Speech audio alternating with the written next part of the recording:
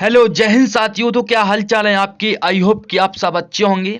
तो साथियों आज की वीडियो का टॉपिक है यूपी पुलिस स्टैटिक जीके।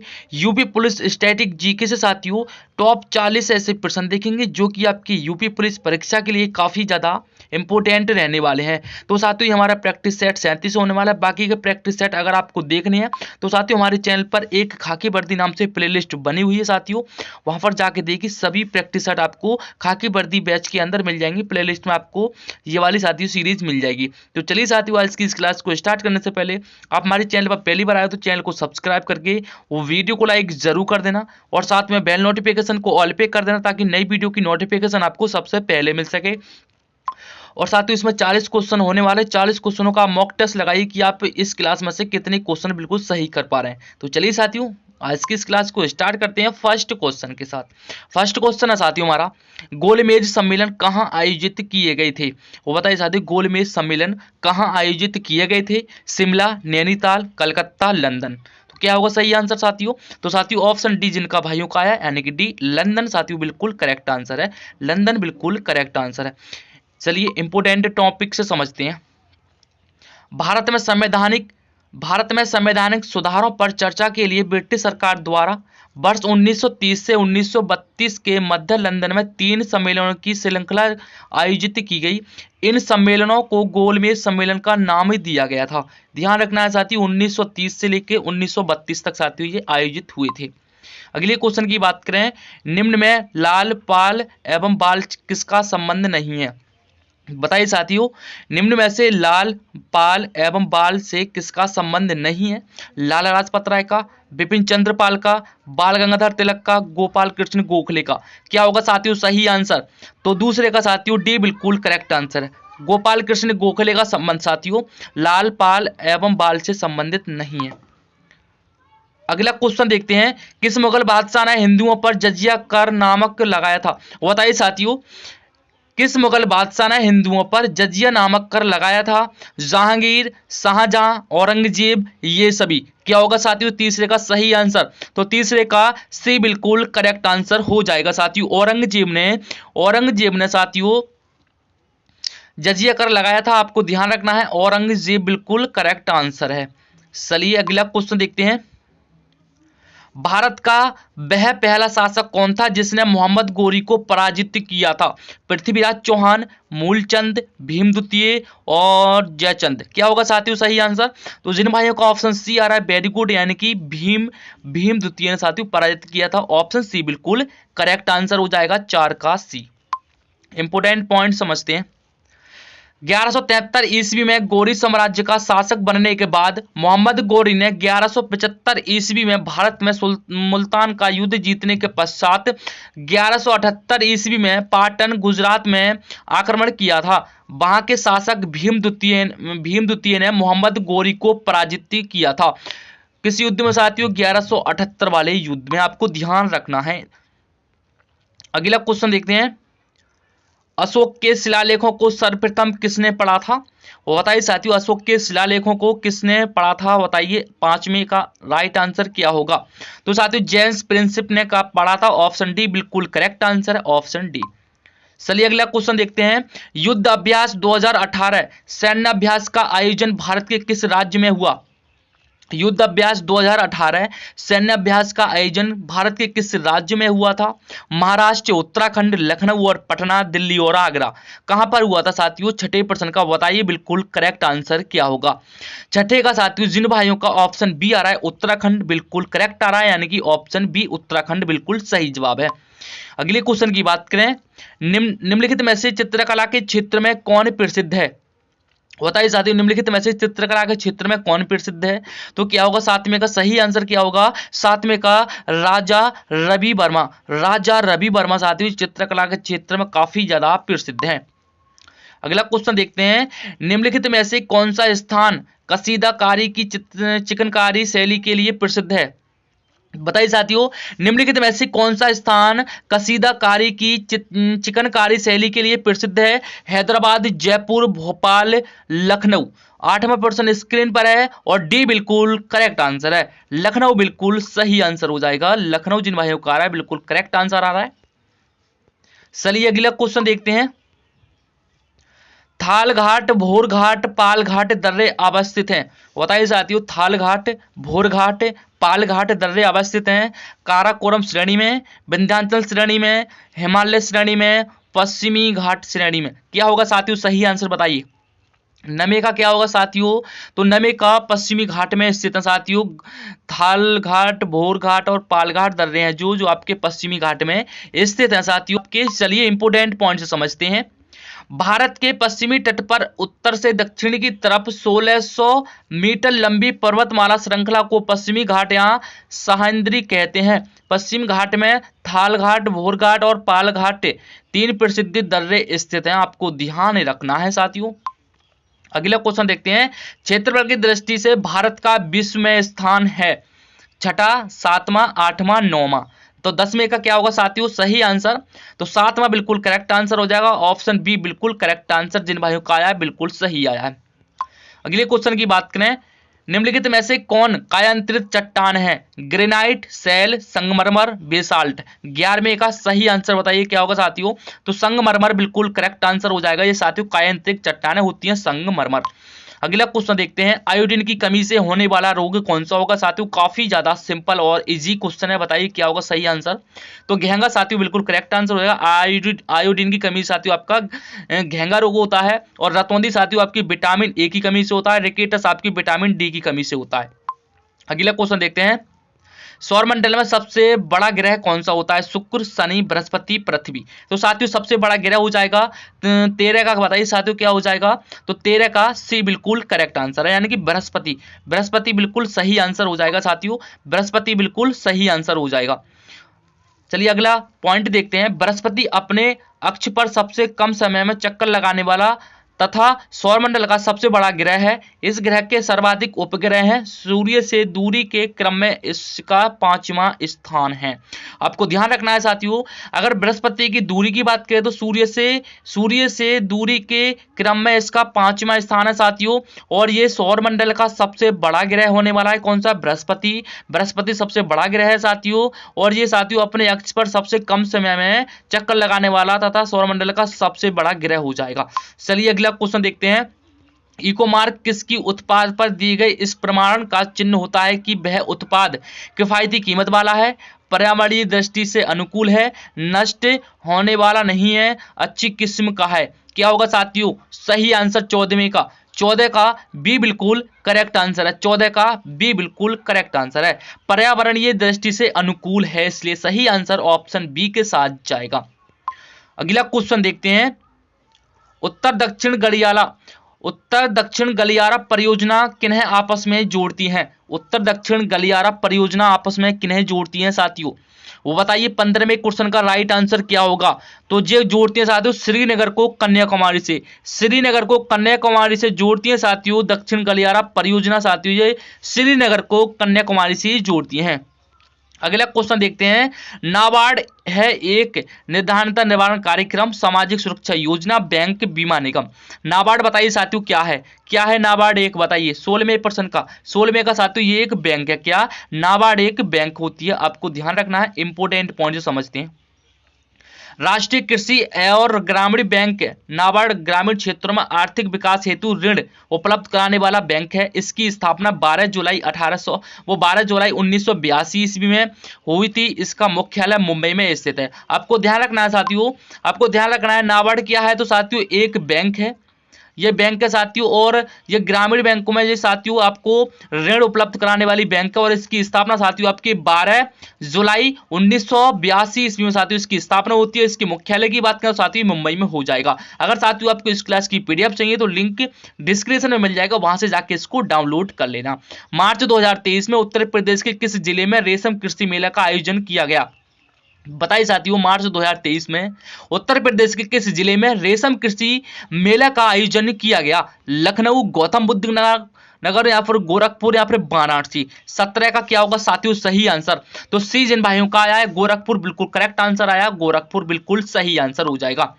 अगला क्वेश्चन देखते हैं। भारत में ग्रामीण बैंकों में भारत में ग्रामीण क्षेत्रों में कौन सी बेरोजगारी सर्वाधिक पाई जाती है? मौसमी बेरोजगारी, अदृश्य बेरोजगारी, ए और बी दोनों, या फिर उपरोक्त में से कोई नहीं? तो 18वें का साथियों सी बिल्कुल करेक्ट आंसर होगा साथियों। मौसमी बेरोजगारी भी पाई जाती है और अब अदृश्य बेरोजगारी, इसलिए राइट आंसर ऑप्शन सी के साथ जाएगा। ए और बी दोनों आपके बिल्कुल सही आंसर है। अगले क्वेश्चन की बात करें, किस संशोधन के द्वारा संविधान में समाजवादी, धर्मनिरपेक्षता तथा राष्ट्र की एकता एवं अखंडता जैसे शब्द जोड़े गए थे? 42वें में, 44वें में, 52वें में, 61वें में। 19 का क्या होगा साथियों बिल्कुल सही आंसर। तो 19 का साथियों 42 में संशोधन के कारण साथियों ये शब्द जोड़े गए थे, 42 में जब संशोधन हुआ था। अगले क्वेश्चन की बात करें, चलिए इंपोर्टेंट पॉइंट समझ लेते हैं पहले। 42वें संविधान संशोधन अधिनियम 1976 के द्वारा संविधान की प्रस्तावना में 3 महत्वपूर्ण शब्द समाजवादी, धर्मनिरपेक्षता तथा अखंडता जोड़े गए। इसके अतिरिक्त अनुच्छेद 51 का के अंतर्गत 10 मौलिक कर्तव्य भी जोड़े गए थे। आपको ध्यान रखना है साथियों, काफी ज्यादा इंपोर्टेंट रहने वाले हैं। तो 42वां संशोधन अधिनियम 1976 में इसके द्वारा साथियों किन किन शब्दों को जोड़ा गया? तो आपका आंसर हो जाएगा समाजवादी, धर्मनिरपेक्षता और अखंडता जैसे शब्द जोड़े गए थे। और इसी के साथ अनुच्छेद 51 की बात, 51 का की बात करें तो साथियों इन्हें अनुच्छेद 51 का में 10 मौलिक कर्तव्य भी जोड़े गए थे। अगले क्वेश्चन की बात करें, राज्य के नीति निर्देशक सिद्धांतों के अनुसार किस आयु तक के बच्चों को निःशुल्क एवं अनिवार्य शिक्षा देने की आशा की जाती है? 14 वर्ष, 16 वर्ष, 8 वर्ष, 12 वर्ष। तो साथियों क्या होगा 20 का ए बिल्कुल करेक्ट आंसर हो जाएगा साथियों, 14 वर्ष बिल्कुल सही आंसर है। अगले क्वेश्चन की बात करें, भारतीय नागरिकों के लिए एक समान सिविल संहिता का उल्लेख किस अनुच्छेद में है? अनुच्छेद 40, अनुच्छेद 42, अनुच्छेद 43, अनुच्छेद 44। क्या होगा साथियों सही आंसर? 21 का डी बिल्कुल करेक्ट आंसर हो जाएगा साथियों, अनुच्छेद 44। अनुच्छेद 44 साथियों बिल्कुल सही आंसर है। इंपोर्टेंट पॉइंट से समझते हैं, एक समान सिविल संहिता से तात्पर्य ऐसे कानून से है जो कभी धर्मों एवं मतों के लिए सामना हो यानी समान हो। भारत के संविधान के भाग 4 में नीति निर्देशक तत्वों के अंतर्गत अनुच्छेद 44 में समान सिविल संहिता लागू करने का उल्लेख किया गया है। आपको ध्यान रखना है साथियों, भाग 4 में नीति निर्देशक तत्वों के अंतर्गत अनुच्छेद 44 में समान सिविल संहिता लागू करने का उल्लेख किया गया है। आपको ध्यान रखना है, इंपोर्टेंट पॉइंट्स रहने वाला है आपके एग्जाम के लिए। अगला क्वेश्चन की बात करें, राष्ट्रपति राज्यसभा के लिए उन व्यक्तियों में से जो कला, साहित्य, सामाजिक सेवा आदि क्षेत्र में ख्याति प्राप्त हैं निम्नलिखित में से कितने व्यक्तियों का नामांकन कर सकते हैं? 4, 8, 12। बताइए साथियों 22 का आंसर क्या होगा? 22 का आंसर ऑप्शन सी हो जाएगा, 12 नामांकन कर सकते हैं साथियों। इंपोर्टेंट पॉइंट से देखते हैं, संविधान के भाग 5 के अनुच्छेद 80 में राष्ट्रपति को राज्यसभा में नामांकित करने की शक्ति प्राप्त है। इसके अनुसार राष्ट्रपति साहित्य, विज्ञान, कला व समाज सेवा से जुड़े 12 व्यक्तियों को राज्यसभा में नामांकित कर सकता है। ऑप्शन आपका मैंने बता दिया, ऑप्शन सी होगा इसका सही आंसर, यानी कि 12 सदस्यों को नामांकन कर सकता है। एक बार आप इस डिटेल को भी पढ़ लेना, बाकी तो मैंने पढ़ के दिखा दी। अगला क्वेश्चन आपका, क्लासिक पुस्तक लाइफ डिवाइन का लेखक निम्नलिखित में से कौन है? क्लासिक पुस्तक लाइफ डिवाइन का लेखक निम्नलिखित में से कौन है? रविशंकर, स्वामी विवेकानंद, राधा कृष्णन, अरविंद घोष। तो 23 का क्या होगा साथियों सही आंसर? 23 का डी बिल्कुल करेक्ट आंसर हो जाएगा, अरविंद घोष। साथियों लाइफ डिवाइन पुस्तक के लेखक हो जाएंगे अरविंद घोष, ऑप्शन डी बिल्कुल सही जवाब है। गोबर गैस में मुख्यतः होता है, वो बताइए साथियों गोबर गैस में मुख्यतः क्या होता है? Ethylene, acetylene, methane, carbon dioxide. क्या होता है साथियों? तो 24 का क्या होगा सही आंसर? साथियों इसमें गोबर गैस में मीथेन ज्यादा पाया जाता है, मीथेन साथियों, ऑप्शन सी बिल्कुल सही जवाब हो जाएगा। चलिए इंपोर्टेंट से समझते हैं, गोबर गैस या बायोगैस मवेशियों के उत्सर्जित पदार्थ के माध्यम से प्राप्त की जाती है। इसमें मीथेन गैस की मात्रा 75% तक होती है जो बिना धुआं उत्पन्न किए हुए जलती है। तो साथियों इसमें मीथेन गैस साथियों बिना धुएं ही जलती है। अगला क्वेश्चन की बात करें, प्राकृतिक रबड़ किसका बहुलक है? प्राकृतिक रबड़ किसका बहुलक है? वो बताइए साथियों किसका हो जाएगा? 25 का क्या होगा सही आंसर? तो 25 का आइसोगिन यानी कि आइसोगिन का ये बहुलक होता है, ऑप्शन ए बिल्कुल सही जवाब हो जाएगा। अगले क्वेश्चन की बात करें, वर्षा की बूंदें गोलाकार होती हैं किसके कारण? वो बताइए साथियों किसके कारण होती है? 3 कारण आपको दर्शाए गए हैं, बताइए क्या होगा इसका सही आंसर? 26 का क्या होगा सही आंसर? 26 का क्या होगा? ऑप्शन ए सही हो जाएगा। सतही तनाव के कारण साथियों वर्षा की बूंदें गोलाकार होती हैं। अगले क्वेश्चन की बात करें, धान की फसल के जैविक उर्वरक के रूप में किसका प्रयोग किया जाता है? बताइए साथियों, किसका प्रयोग किया जाता है? एक बार से बताइए, लगाइए दिमाग, क्या होगा सही आंसर? तो 27 का क्या होगा सही आंसर? नील हरित शैवाल। नील हरित शैवाल साथियों बिल्कुल करेक्ट आंसर है। अगले क्वेश्चन की बात करें, उत्तर प्रदेश में उर्दू प्रशिक्षण एवं अनुसंधान केंद्र अवस्थित है? लखनऊ में, फैजाबाद में, मेरठ में, अलीगढ़ में? वो बताइए साथियों, उर्दू प्रशिक्षण एवं अनुसंधान केंद्र कहां पर स्थित है? तो ये साथियों आपका हो जाएगा 28 का हो जाएगा साथियों, ये आपका लखनऊ में स्थित है। क्या? 28 का लखनऊ में स्थित है साथियों। अगले क्वेश्चन की बात करें, उत्तर प्रदेश शैक्षणिक अनुसंधान एवं विकास परिषद की स्थापना की गई थी? कब की गई थी साथियों, बताइए कब की गई थी? तो ये की गई थी साथियों 1981 ईस्वी में। ऑप्शन ए बिल्कुल करेक्ट आंसर हो जाएगा, 29 का ए बिल्कुल सही जवाब है। अगले इंपोर्टेंट पॉइंट समझते हैं, उत्तर प्रदेश में राज्य शैक्षणिक अनुसंधान एवं विकास परिषद की स्थापना वर्ष 1981 में लखनऊ में की गई थी। इसका उद्देश्य स्कूल शिक्षा हेतु पाठ्यक्रम तथा पाठ्य पुस्तकों का विकास, शिक्षकों का प्रशिक्षण और शैक्षिक मूल्यांकन, शोधत तथा नवाचार आदि है। अगला क्वेश्चन है आपका, धुरिया लोक नृत्य है अवध का, बुंदेलखंड का, पूर्वांचल का, रोहिलखंड का? क्या होगा साथियों सही आंसर? धुरिया लोक नृत्य किसका है? तो साथियों ये बुंदेलखंड का है। बुंदेलखंड बिल्कुल करेक्ट आंसर हो जाएगा। साथियों मैं आपकी जानकारी के लिए बता दूं, प्रीवियस ईयर में साथियों बुंदेलखंड से रिलेटेड काफी ज्यादा प्रश्न पूछे गए थे। लगभग 3 से 4 क्वेश्चन साथियों उसमें आए थे प्रीवियस ईयर में। तो साथियों उनको जाके ना एक बार से ना बुंदेलखंड का जो इतिहास है ना उसको उठा के देख लेना, नहीं तो आप बोलोगे तो एक प्रॉपर वीडियो लेके आऊंगा।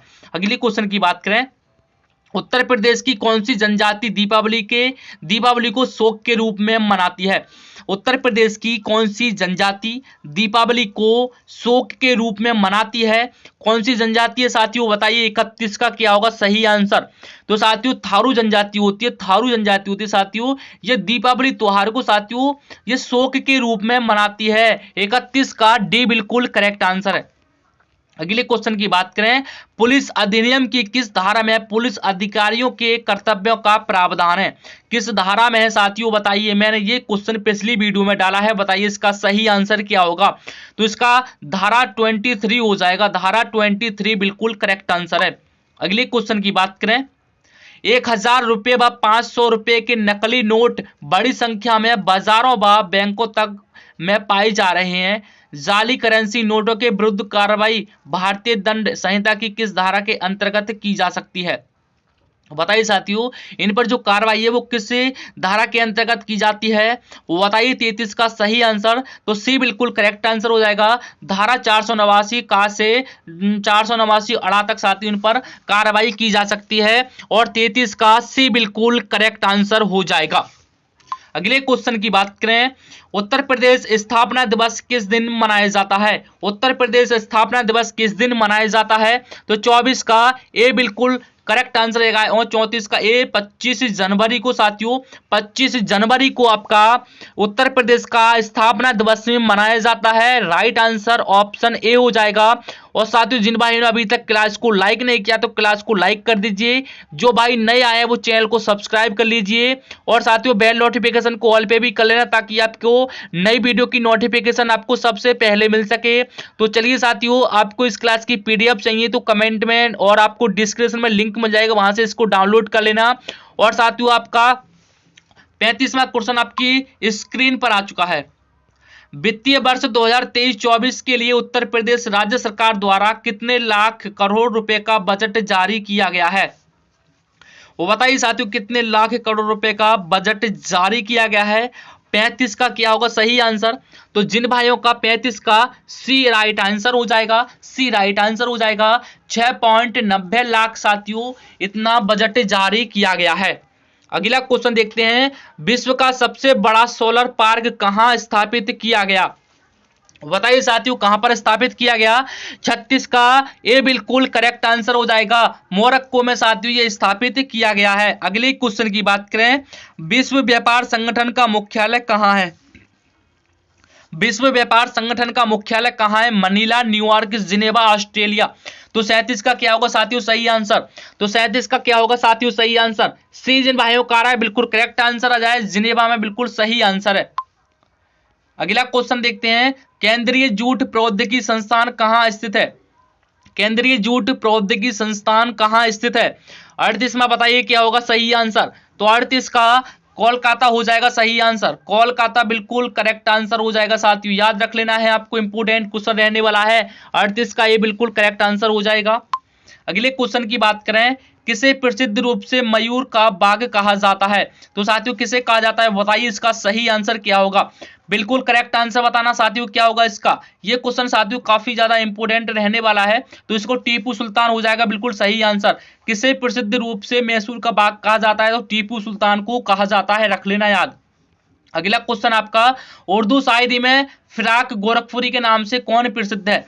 उर्दू शायरी में फिराक गोरखपुरी के नाम से कौन प्रसिद्ध है साथियों बताइए? द्वारिका प्रसाद, बिशन नारायण, रघुपति शाह, नवल किशोर। क्या होगा साथियों इसका? तो रघुपति शाह बिल्कुल करेक्ट आंसर हो जाएगा, ऑप्शन सी में आपको दिया गया है।